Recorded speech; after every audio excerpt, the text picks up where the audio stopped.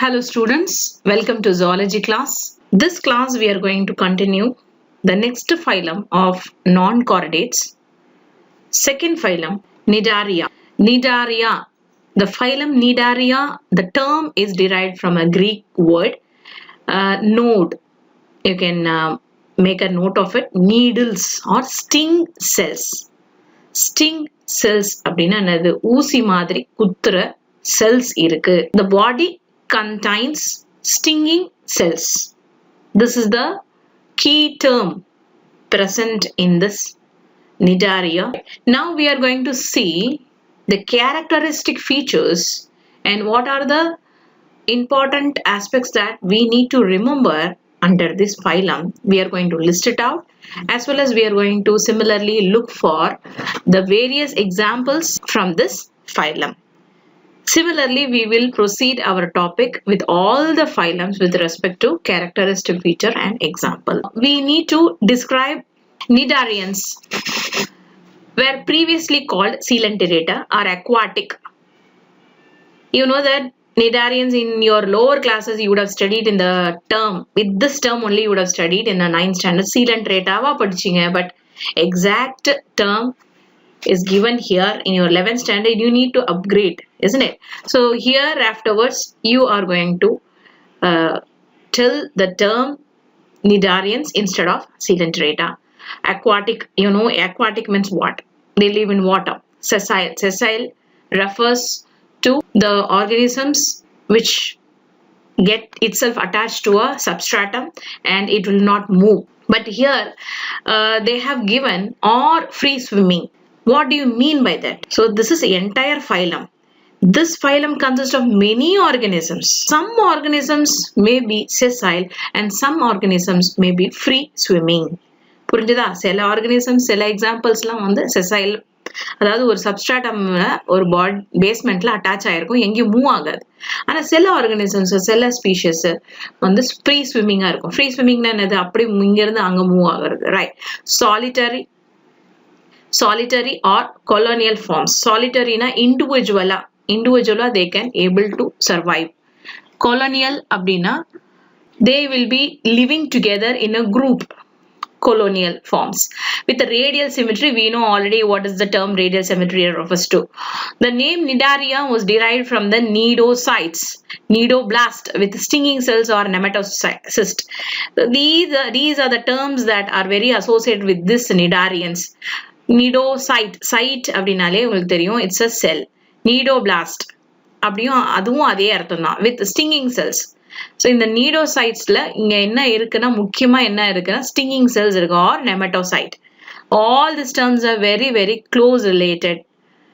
Okay, and where it is present on the tentacles. Tentacles, you know, the animals which are coming under this Cnidarians, sea anemone, jellyfish, all possess tentacles, isn't it? So that particular tentacle consists of this stinging cells. அதனால தான் வந்து you know, the great geographer, okay, you know that. So it is very very toxic, poisonous, and you know this stinging cells is mainly the animal used for the defense mechanism and to capture the prey and for anchorage. So the main purpose of this stinging cells is given here. I would like to highlight it. So all these words are very similar and they are referring to the stinging cells only. And Cnidarians are the first group of animals to exhibit tissue level of organization and are diploblastic. You know that what is the tissue level of organization and diploblastic? All these terms are very clear. We have already studied. They have a central vascular cavity or a coelenteron. The body consists of a central vascular cavity. There will be a gap, a cavity present at the center, and it is through which the various function takes place. Serves both digestion and circulatory function, with a single opening called mouth or hypostome, which serves the process of ingestion and egestion.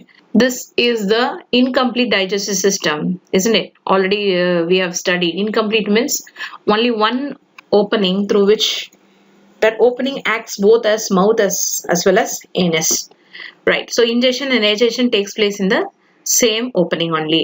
Digestion is both extracellular and intracellular. Some animals there will be extracellular digestion, அதாவது digestion which takes place. Extracellular means apart from cell, intracellular na within the cell. Okay, the nervous system is primitive and is formed of diffused nerve net. Cnidarians like corals have skeleton made up of calcium carbonate. Cnidarians exhibit two basic body forms. So cnidarians basically நம்ம என்ன சொல்லுவோம்னா it all comes under corals only. Corals will come under cnidarians only and have a skeleton made up of a calcium carbonate. Skeletonனா அது வந்து நம்ம உடம்புல இருக்க skeleton மாதிரி இல்ல. The body itself is made up of calcium carbonate. அது strength கொடுக்குது, right? And calcium cnidarians exhibit two basic body forms, polyp and medusa. Then body forms. What do you mean by body forms? அப்படின்னா என்னது, நம்ம வந்து எப்பவுமே வந்து இதே உருவத்துல தான் இருக்கணும். ஆனா அது வந்து ஆல்டர்னேட்டிவா அதோட பாடியோட உருவத்தை மாத்திட்டே இருக்கும். ஒரு டைம் ஒரு ஜெனரேஷன்ல பாலிப்பா இருந்ததுன்னா அதுக்கு அடுத்த ஜெனரேஷன்ல அது மெடுசாவா இருக்கும். I will show the diagram and I will explain. Okay, for example, Hydra, Adamsia, whereas the Medusa are umbrella shaped and free swimming. So this one is two body forms. Polyp அப்படினாலே உங்களுக்கு இங்கேயே கொடுத்துருக்காங்க பாருங்க, sessile and cylindrical. அப்படின்னா என்னது, செசைல்னா என்னது, அடுத்து attach ஆயிருக்கும், எங்கேயும் மூவ் ஆகாது, ஒரே இடத்துல அட்டாச் ஆயிருக்கும். சிலிண்ட்ரிக்கல் என்னது, பாடி வந்து சிலிண்ட்ரிக்கலா இருக்கும். ஆனா மெடுசா பாருங்க, மெடுசா அப்படின்றது என்ன ஷேப்ல இருக்கும் பாருங்க, umbrella shape and free swimming. இதோட ஆப்போசிட். ஓகே, ஸோ இது வந்து ஆல்டர்னேட்டா மாறிட்டே இருக்கும். ஒரு ஜெனரேஷன்ல பாலிப் மாதிரி இருக்கும், அடுத்த ஜெனரேஷன் அது மெடுசாவா மாறும், திருப்பியும் பாலிப்பா மாறும். So there will be alternation in generation of different body forms. இந்த மாதிரி ஒரு விஷயத்தை தான் நம்ம என்ன சொல்றோம்னா, the cnidarians which exist, see here, this is very very important, in both forms also exhibit alternation of generation in their life cycle, is called metagenesis. Metagenesis கண்டிப்பா கேட்பாங்க, please note it. What is metagenesis? I will show you the diagram. By the time I show you the polyp and medusa, first you be very clear what are the animals who are coming under this phylum Cnidaria. Cnidarians, நீங்க பாருங்க, this one you can see, this is sea anemone only, so we call it as a Adamsia, and this is a sea pen மாதிரி இருக்கும், இதை நம்ம வந்து பென்னுவோம், Pennatula, and இது வந்து Meandrina அப்படியே நல்லா அழகா இருக்கும், இது பால் மாதிரி இருக்கும். This one you would have already seen. இது வந்து ஃபைசாலியா, இது வந்து ஒரு மாதிரி ஜெல்லி ஃபிஷ். போர்ச்சுகீஸ் ஆஃப் வார்னு படிச்சிருப்பீங்க சின்ன வயசுல 9th ஸ்டாண்டர்ட்ல. ஓகே, பெருசா இருக்கிறதா போர்ச்சுகீஸ் ஆஃப் வார். அது வரும்போதே அப்படியே என்னமோ பெரிய படையை திரட்டிட்டு வர மாதிரி அவ்வளோ பெருசா இருக்கும்.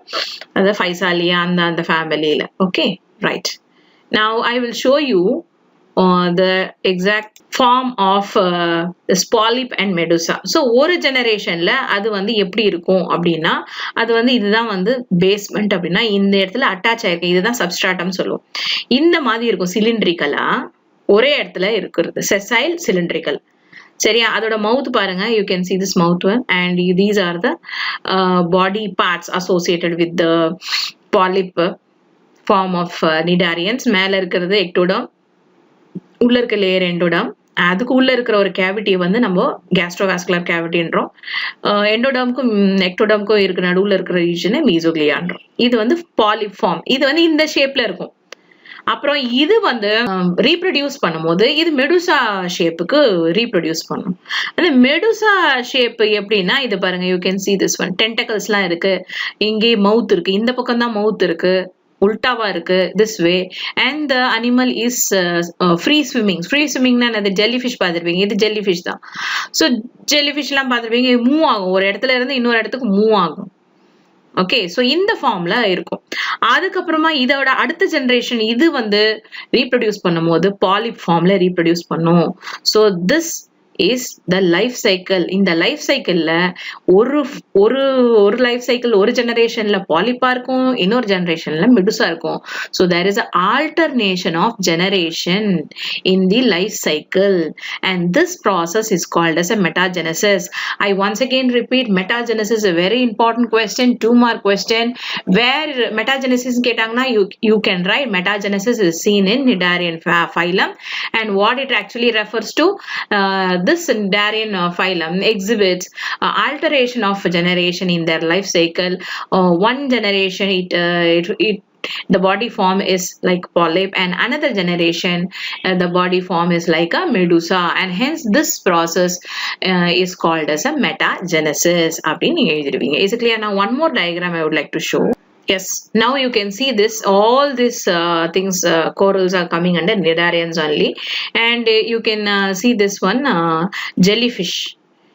இந்த மாதிரி இது வந்து என்னது மெடுசா, இது வந்து ஃப்ரீ ஸ்விம்மிங். அதை பாரு அப்படியே ஒரு மாதிரி அம்பர்லா ஷேப்டு, ஒரு மாதிரி குடம் மாதிரி இருக்கு, அம்பர்லா ஷேப்டு தான் அதோட பாடி ஃபார்ம், அதோட ஷேப்பே.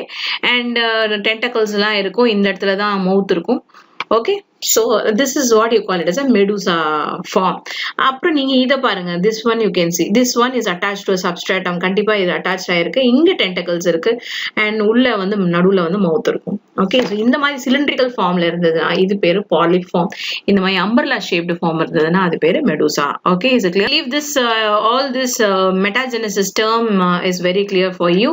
That is very very important. Always it will be asked in 2 marks. The polyp represents the asexual generation. Now further more additional points they have given here. Polyp அப்படினாலே என்னது, asexual generation, அதாவது ஒரு ஜெனரேஷன்ல அது asexual மெத்தட்ல அது reproduce ஆகுது, அடுத்த ஜெனரேஷனுக்கு போகும்போது அது செக்ஷுவல் ஜெனரேஷன்ல வந்து அது ரீப்ரொடியூஸ் ஆகுது. இந்த மாதிரி மாறி மாறி ஏசெக்ஷுவல் செக்ஷுவல் அப்படி மாறி மாறி வர்றதுனாலதான் நம்ம எதனா சொல்றோம், மெட்டாஜெனசிஸ் சொல்றோம்.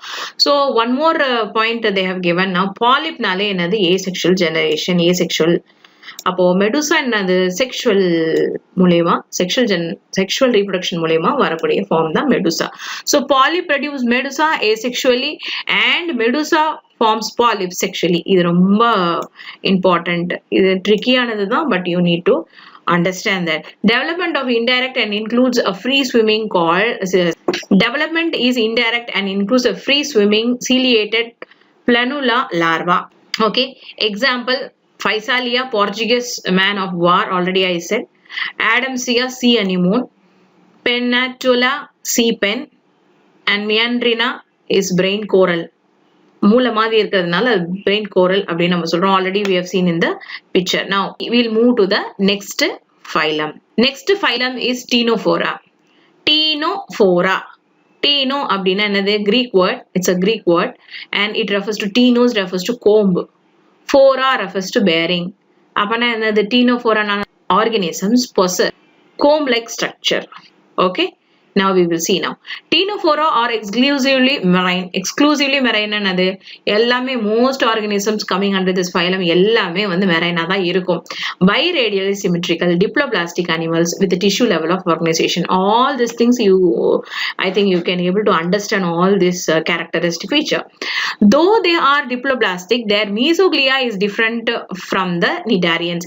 ஏன்னா இது வந்து இப்ப lower level இருந்து higher level phylum-க்கு போறதுனால evolution மூலமா என்ன ஆகும்னா ஒரு ஃபைலம்லயும் ஒரு கேரக்டரிஸ்டிக் ஆட் ஆயிட்டே இருக்கும். அப்போ கொஞ்சம் கொஞ்சம் டெவலப்மெண்ட் இருக்கும், அந்த ஒரு விஷயத்த டெவலப்மெண்ட் லெவல் ஆஃப் ஆர்கனைசேஷனா இருக்கட்டும், சிமெட்ரியா இருக்கட்டும், இல்லைன்னா வந்து what do you say, germinal layer இருக்கட்டும், there will be a complexity is added. அப்ப என்ன ஆகும், இது இப்போ டிப்ளோபிளாஸ்டிக்கா இருந்தது, இப்ப என்ன ஆயிருக்கு, இந்த டீனோஃபோரால கொஞ்சம் ஒரு மீசோக்ளியா டிஷ்யூஸ் கொஞ்சம் ஒரு டிஃப்ரெண்ட் செஷன் கொடுக்குது. Okay, and it contains amoebocytes and smooth muscle cells, and they have 8 external rows of ciliated comb jellies which help in locomotion, hence commonly called comb jellies or sea walnut. Bioluminous. Bio அப்படின்னா living organism. Luminous na என்னது, வெளிச்சத்தை வெளிப்படுறது தன்மை, லைட்டை வெளிப்படுத்துற தன்மை, அதான் வெளிச்சம். Ability of the living organism to emit light is called bioluminous. லுமினஸ்னா அது எபிலிட்டி டு எமிட் லைட். இப்போ நீங்க ரேடியம் அப்படின்னு எடுத்துறீங்க, ரேடியம்ல வாட்ச்ல ரேடியம் இருக்குன்னா ரேடியம்ல it has ability to emit light, அதுல இருந்து லைட் வெளியே வருது. அந்த மாதிரி பயோன் என்னது, living organism. So any organisms that can emit light is called as a bioluminous. So this especially this comb jelly is a bioluminescence and is well marked in ctenophores. And they lack nematocyst but possess special cells called lasso cells or coloblast, which help in food capture. So இங்க வந்து நெமட்டோசிஸ்ட்ன்ற அந்த cells கிடையாது, stinking cells கிடையாது. ஆனால் இதுக்கு வேற மாதிரி ஒரு ஸ்பெஷலைஸ்டு செல் இருக்கு, அது பேரு lasso cells or colloblast which help in food capture. So இதெல்லாம் இங்க இம்பார்ட்டண்டா நீங்க வந்து ஹைலைட் பண்ணி நீங்க சொல்லணும் கேரக்டரிஸ்டிக் என்னது அப்படின்னு. Okay, and with the capture digestion is both extracellular as well as intracellular, you can write it. Sex are not separate, monoecious அப்படின்னா என்னது, ஒரே ஆர்கானிசம்லயே மேல் செக்ஸ் ரீப்ரொடக்டிவ் ஆர்கன் இருக்கும் அண்ட் ஃபீமேல் செக்ஸ் ரீப்ரொடக்டிவ் ஆர்கனும் இருக்கும். அது அதனால தான் நம்ம என்ன சொல்றோம்னா மொனீஷியஸ் அப்படின்னு சொல்றோம். மேல் செப்பரேட் ஃபீமேல் செப்பரேட் கிடையாது இந்த ஆர்கானிசம்ல, right? They produce only by sexual means. So இங்க asexual reproduction ruled out. only by sexual means only they will reproduce. இப்ப நம்ம higher level phylum வந்துட்டோம்ல, அப்ப அந்த higher level phylum வர advanced level of எல்லாமே advanced level, all physiological aspects will be in advanced level. Okay, complex level இருக்கும். Fertilization is external and development is indirect and includes a larval stage. fertilization என்னது, இந்த gamete வந்து fuse ஆகுது பாடிக்குள்ளயா பாடிக்கு வெளியவா? பாடிக்குள்ளனா internal fertilisation, பாடிக்கு வெளியேனா external fertilisation. So இது என்ன fertilisation? Fertilisation is external, அதாவது male gamete and female gamete fuse away from the body, external from the பாடின்னு சொல்லுவோம். Development is indirect. என்னது இன்டைரக்ட் டெவலப்மெண்ட்? இப்போ ஒரு முட்டையில இருந்து ஒரு கருவுல இருந்து இல்ல ஜைகோட்ல இருந்து ஒரு அனிமல் ஃபார்ம் ஆகுதுன்னா if it is resembling the same with the parents means it is direct. But it is not resembling same as the parent na, it is called as a indirect development. இப்ப நம்ம frogல பார்த்தோம், frog வந்து முட்டையில இருந்து என்ன வருதுன்னா tadpole தான் வருது, frog வரல. tadpole நிறைய ஸ்டேஜஸ்க்கு போயிட்டு நிறைய different it undergoes many changes, metamorphism, and then only it comes to the adult form. So இந்த development நம்ம என்ன சொல்றோம், it is not a direct development but it is a indirect development. அதே மாதிரி இந்த Ctenophora organismsல phylum இருக்கிற organisms எல்லாமே அதோட லார்வல் ஸ்டேஜ்ல வேற மாதிரி இருக்கும். அதுக்கப்புறம் தான் அது அதோட அடல்ட் பேரண்ட் மாதிரி அது எக்ஸிபிட் ஆகும். So it is called as indirect and includes larval stage. அந்த லார்வல் ஸ்டேஜ் நம்ம என்ன சொல்லுவோம் அப்படின்னா cydippid larva. Okay, example Pleurobrachia. Cydippid larva example Pleurobrachia. So இந்த ஆர்கனிசம் பேரு, அதோடைய இன்டைரக்ட் லார்வல் ஃபார்மோட பேரு Ctipid larva. It's given in 2.11. Now you can see now Ctenophora, இந்த phylum வந்து Ctenophora, இந்த ஆர்கனிசம் ஓட கோம்பு ஜெல்லி தான் நாம சொல்றோம். Pleurobrachia இங்க நீங்க பார்க்கலாம், you can see 8 1 2 3 4 5 6 7 8 Kom plates இருக்கும். அதனாலதான் அது வந்து நம்ம என்ன சொல்றோம்னா கோம் ஜெல்லிஸ்ன்னு சொல்றோம். அண்ட் நீங்க பாத்தீங்கன்னாலே தெரியும், you can able to see the light. And many times the National Geography Channel will telecast this marine species of this Ctenophora. Beautiful it will be. அப்படியே டார்க்கா இருக்கும், ஏன்னா இது வந்து ரொம்ப ஆழத்துல தான் இந்த ஜெல்லிஃபிஷ் இருக்கும். அந்த ஆழத்துல ரொம்ப டார்க்கான ரீஜன்ல அப்படியே கலர் கலரா லைட் எமிட் பண்ணும். So it is called as a bioluminous அப்படின்னு நம்ம சொல்றோம். Okay, example Pleurobrachia and Ctenoplana. Now so far we have seen the characteristic feature of Ctenophora. Now we will move to the Platyhelminthes. Platyhelminthes, this word is also derived from a Greek word. Platy means broad or flat. Okay, helminth அப்படின்னா worm. அப்ப இந்த worm, இந்த புழு எப்படி இருக்கும், பட்டையா இருக்கும், flat-ஆ இருக்கும், broad-ஆ இருக்கும். அதுதான் இதோடைய அர்த்தம். So this phylum includes organisms which are flat as well as they are worms. Now we will look into the characteristic features of all this organisms coming under phylum Platyhelminthes. General characteristic, இந்த characteristic தான் எல்லா organismும் இருக்கும். They have dorsoventrally flattened body and hence called flatworm. Dorsoventrally அப்படின்னா என்ன அர்த்தம்? டார்சோனா, torso பார்க்கறதுக்கு முன்னாடி ventral பார்த்தலாம், அப்பதான் ஈஸியா உங்களுக்கு புரியும். வென்ட்ரல்னா அப்டமன் அப்படின்னா வச்சுக்கோங்க. எப்பவுமே வென்ட்ரல்னா என்னது, வயிறு எந்த பக்கம் இருக்கோ அந்த பக்கம் தான் வென்ட்ரல். அதுக்கு ஆப்போசிட் மேல பக்கம் இருக்கிறது டார்சோ. இப்ப நீங்க என்ன பண்றீங்கன்னா உங்க கையை எடுத்து முதுகுல வைக்கிறீங்க, வச்சுங்களா? வச்சுடுங்க. வச்சுட்டா அந்த அந்த அந்த சைடு அந்த சைடை நம்ம என்ன சொல்றோம்னா, முதுகு சைடை நம்ம என்ன சொல்லுவோம், டார்சல். இப்ப நீங்க அந்த கையை எடுத்து உங்களோட அப்டமன்ல வைங்க. வச்சீங்கன்னா உங்களுடைய அந்த அப்டமன் சைடு தான் நம்ம என்ன சொல்லணும்னா வென்ட்ரல். அப்போ இந்த ஆர்கனிசம்ஸ் எல்லாமே டார்சோ வென்ட்ரல் ஃபிளாட் அப்படின்னா என்னது, எப்படி இருக்கும், ஃபிளாட்டா இருக்கும் இல்லையா? உங்களால இமேஜின் பண்ண முடியுதா? Yes, dorso ventrally flattened. So டார்சலும் வென்ட்ரலும் அப்படியே ஃபிளாட்டா இருக்குது அப்படின்னு அர்த்தம். Body and hence called flat worm. And these animals are, இதோட characteristic features எல்லாமே இங்க இருக்கு. bilateral symmetrical, okay, triploblastic. இப்போ நம்ம ஹையர் லெவல் ஆஃப் ஃபைலம் வந்துட்டோம்ல. இப்பெல்லாம் முன்னாடி வந்து டிப்ளோபிளாஸ்டிக் இருந்து அதுலயே மீசோக்ளியா இருந்தது, அதுக்கு முன்னாடி வெறும் டிப்ளோபிளாஸ்டிக் தான் இருந்தது. And now we are moving into the next phylum. Higher phylum போக போக போக நமக்கு நிறைய விஷயங்கள் காம்ப்ளெக்சிட்டி இன்க்ரீஸ் ஆகும் சொல்லியிருக்கேன். So triploblastic. இதுல பாடி கேவிட்டி இருக்கா? இல்ல. acoelomate with organ system level of organization. இங்கேயும் வந்து என்ன system level of organization, organ system level of organization இதுல இருக்கு. ஆனால் acoelomate. They show moderate cephalization and unidirectional movement. Cephalization என்னது? சஃபலைசேஷன் என்னது? ஒரு பாடியில எது ஹெட், எது ட்ரங்க், எது பாடி, எது டெய்லு அப்படின்ற ஒரு டிஸ்டிங்கிஷ் பிட்வீன் இருந்ததுன்னா அதை நம்ம செஃபலைசேஷன் சொல்றோம். அப்படியே மொத்தமா அப்படியே ரவுண்டா அப்படியே ஒரு மாதிரி இருந்ததுன்னா, எதுவுமே தெரியாம நமக்கு எது தலை எது பாடினே தெரியாம இருந்ததுன்னா அது நோ செஃபலைசேஷன். ஆனா இங்க பிளாட்டிஹெல்மின்தஸ்ல நமக்கு கொஞ்சம் மாடரேட்டா நமக்கு இதுதான் வந்து ஹெட், இது பாடி, இது டெய்லுன்னு நம்மளால கொஞ்சம் டிஸ்டிங்கிஷ் பண்ண முடியற அளவுக்கு ஒரு டிவிஷன் இருக்குது. அதுதான் வந்து செஃபலைசேஷன். யூனிடைரக்ஷனல் மூவ்மெண்ட், ஒரே மாதிரி தான் மூவ் ஆகும். They are mostly எண்டோபாரசைட்ஸ். எண்டோபாரசைட்ஸ் என்னது? ஒரு ஆர்கனிசமோட வயிற்றுக்குள்ளேயோ இல்லை ஆர்கனிசம் உள்ள போய் அங்க போய் அதுக்கு தேவையான விஷயங்களை அதை எக்ஸ்ட்ராக்ட் பண்ணிக்குது. அதனால நம்ம என்ன சொல்றோம்னா endoparasites of animals including human being. மெயினா நம்ம வயிற்றுக்குள்ள இந்த பிளாட்ஃபார்ம் இருக்கு. இந்த பிளாட்ஃபார்ம் தான் வந்து hooks and suckers are present in the parasitic forms and serves as organ to attached. நீ தலையில பார்க்கலாம், இதுக்கு ஒரு தலை மட்டும் நல்லா ஹெட் மட்டும் டிஸ்டிங்கிஷா இருக்கும். அதுக்கு front ரீஜன்ல they have a mouth part with a sucker என்னது, அந்த sucker it has the ability to suck the blood. okay, so அந்த hooks இருக்கும், hooks எல்லாம் போய் அதுல செல்ஸ் அட்டாச் ஆகி உங்களோட இன்டெஸ்டைன்ல அட்டாச் ஆகி உங்க இன்டெஸ்டைன்ல இருந்து பிளட் வந்து அது சக் பண்ணிக்கும். and forms serves an organ of attachment and their body is not segmented. okay, so the body is not having segmentation. Each body units will not have a repeated organs. அதுதான் வந்து not segmented.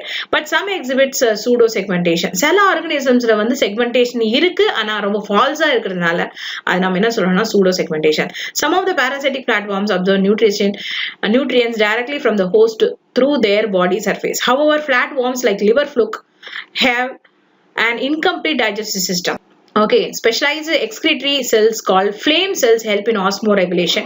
இதுல நிறைய organisms வரும். இப்போ நம்ம பிளாட்டிஹெல்மின்தஸ்ன்ற ஃபைலம்ல நிறைய organisms வரும். ஒன்னு நம்ம படிச்சது ஹூக் வார்ம், அதாவது ஃபிளாட் வார்ம் படிச்சோம் இல்லையா? இன்னொன்னு லிவர் ஃப்ளூக், இதுவும் ஒரு பாராசைட்ஸ் தான். இதுவும் ரொம்ப மோசமான ஒரு டிசீஸை காஸ் பண்ற ஒரு வார்ம் தான். Okay, liver ஃப்ளூக். அண்ட் இந்த லிவர் ஃப்ளூக்கோட ஸ்பெஷாலிட்டி என்னன்னா, இதுல வந்து ஒரு எக்ஸ்கிரீட்டரி செல்ஸ் இருக்கு, ஸ்பெஷலைஸ்டு எக்ஸ்கிரீட்டரி செல், ஃபிளேம் செல்ஸ். இது கண்டிப்பா 1 மார்க்ல கேட்பாங்க. இந்த ஃபிளேம் செல்ஸோட வேலை என்ன இந்த லிவர் ஃப்ளூக்ல அப்படின்னு கேட்பாங்க. So you will be writing help in osmoregulation and excretion. Osmoregulation என்னது?